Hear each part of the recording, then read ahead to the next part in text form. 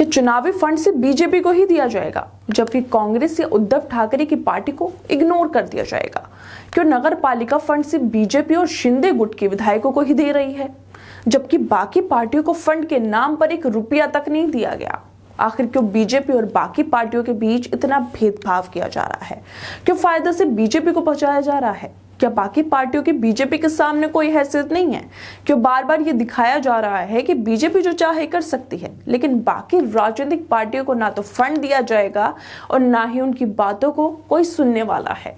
दरअसल बीएमसी यानी बृहन-मुंबई municipal corporation, जो कि मुंबई की मुख्य नगर पालिका है, उसमें बीते 2 साल से चुनाव नहीं हुए हैं। मगर बीते 2 सालों में नगर पालिका की तरफ से फंड सिर्फ सत्ता में बैठी बीजेपी और एकनाथ शिंदे गुट की शिवसेना विधायकों को ही जारी किए गए हैं।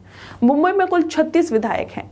एकनाथ शिंदे की शिवसेना के 5, बीजेपी के 16 विधायक हैं, यानी दोनों को मिलाए तो 21 विधायक। इसके अलावा कांग्रेस के 4, उद्धव ठाकरे की शिवसेना के पास 9 और एनसीपी और सपा के पास 1-1 विधायक है। और हर एक विधायक को बृहन-मुंबई महानगर पालिका की तरफ से इलाके में काम करने के लिए फंड दिया जाता है।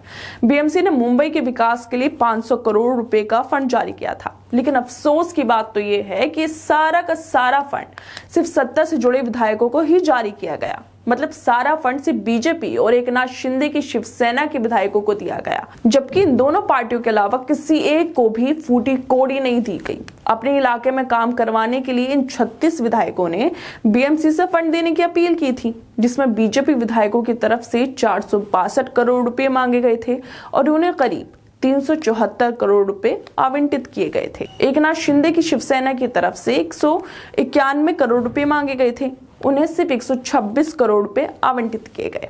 लेकिन जब बात बाकी विधायकों की आए तो बृहन-मुंबई महानगर पालिका ने अपने हाथ खड़े कर लिए। उद्धव ठाकरे की शिवसेना के विधायकों ने 84 करोड़, कांग्रेस ने 26 करोड़ और सपा ने 25 करोड़ रुपए विकास कार्यों के लिए मांगे थे। मगर बृहन-मुंबई महानगर पालिका की ओर से इन विधायकों को एक फंड मुहैया तक नहीं कराएगा, यहाँ तक कि एक फूटी कौड़ी भी नहीं दी गई।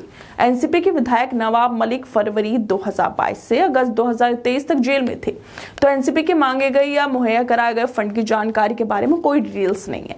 दोस्तों, इत्तेफाक की बात तो ये है कि इन सभी विधायकों ने फंड के लिए तभी अप्लाई किया था जब सत्ता में बैठे राजनीतिक दलों के विधायकों ने अप्लाई किया था। मगर बीएमसी की तरफ से सत्ताधारी पार्टी को फौरन फंड दे दिया गया, लेकिन बाकी विधायकों को एक चवन्नी तक नहीं दी गई।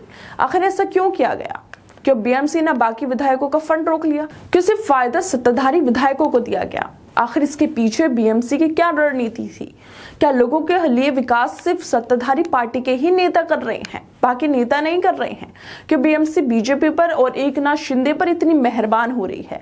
क्यों उसने बाकी विधायकों की फंडिंग को रोक लिया है? अगर रोकना था तो सबकी रोकी जाती, लेकिन क्यों सत्ताधारी विधायकों को फंडिंग दी गई और उनके अलावा बाकी सबकी रोक ली गई? ये वाकई बहुत अफसोस की बात है कि आजकल देश में क्या क्या हो रहा है। सत्ताधारी अपने फायदे के लिए कैसे हर चीज का इस्तेमाल कर रही है, जबकि विपक्ष के नेताओं की कोई सुनने वाला ही नहीं है। खैर दोस्तों, आप लोगों को क्या लगता है इस वीडियो पर? हमें अपनी राय जरूर दें और बाकी तमाम खबरों को देखने के लिए जुड़े रहिए हमारे साथ।